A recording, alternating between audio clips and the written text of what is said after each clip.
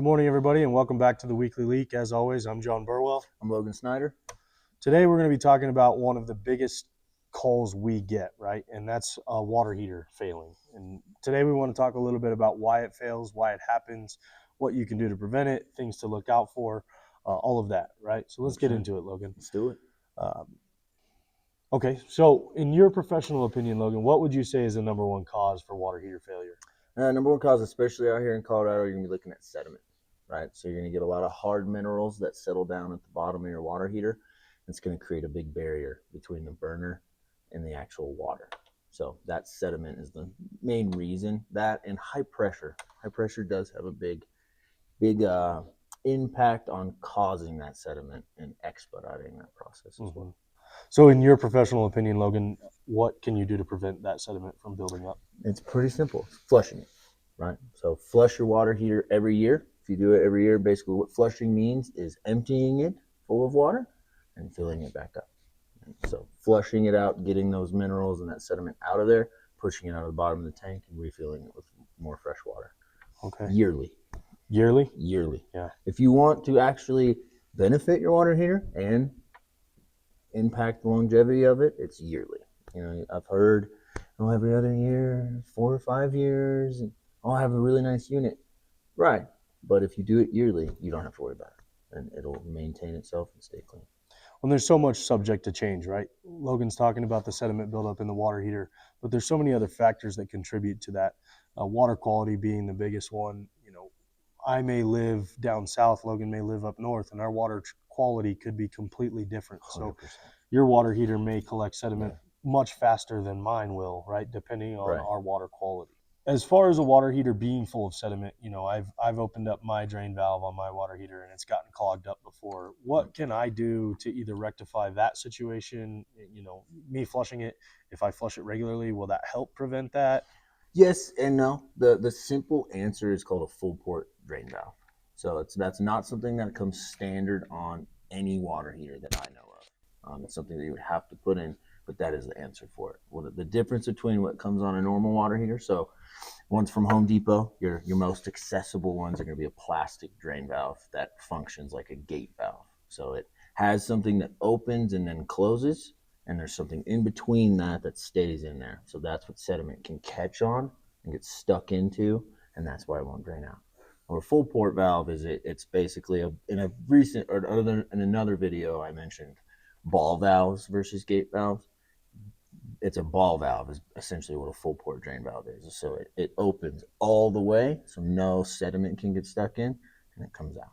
And that does help a lot in terms of longevity. Absolutely. When you're flushing, because then you don't have to worry about sediment getting stuck every time I flush it. It'll just come right out. Absolutely. And as a tradesman, I've seen it before. You know, if you do have that full port valve, the nice thing with that is you're able to take the hose off, stick a long flathead screwdriver in there, and free up some of that sediment as well, right? Yeah. Versus the standard valves that come on the hot water heaters, we can't really fit much through there because they're either gate valve style with gaskets, or they're such a small inlet outlet that we can't really get anything in there. Yeah, right? It won't get through there. And then it's full of sediment. Absolutely. So you stick the screwdriver in there, and it's just hitting on rock hard sediment. And plugs back up again. Plugs right back up. What else, as far as failure points on water heaters, do we run into? Very, very common is the anode rod. Right. So an anode rod is a sacrificial metal rod that goes inside to prevent corrosion. So all of that corrosion goes up to the anode rod. If you really think about it, they're supposed to fail before the water heater itself is supposed to fail. So that anode rod is supposed to get the corrosion prevented, but that's essentially an anode rod is the answer. Like Logan's saying, the anode rod is that sacrificial rod that the hard water and bad water quality is supposed to eat up inside your tank rather than the tank itself, right? That's why we see a shortened lifespan on water heaters.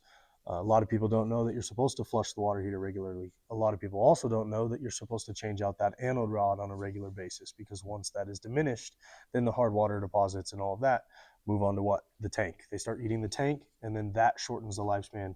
Then you get tank leaks, you get things like that, right? Yep. So how often should we probably be changing out those anode rods? My professional opinion is every 3 to 5 years. If you're flushing yearly as well. If you haven't flushed in 5 years, I would replace the anode rod when I'm flushing my water heater. And that's just my professional opinion. So again, the easiest way to avoid all this, annual flushes, right? Mm-hmm. A simple, quick check on your water heater. Knowledge is power, right? So the more we know about our water heaters, the more we look at our water heaters, the more proactive we can be as homeowners and contractors. And I mean, another simple thing is just paying attention as well. So if you every day you take a hot shower, you kind of know how long it normally takes for you to get water here, hot water. If you have a natural gas, it maybe 5 minutes before I get my hot water at the temperature I like.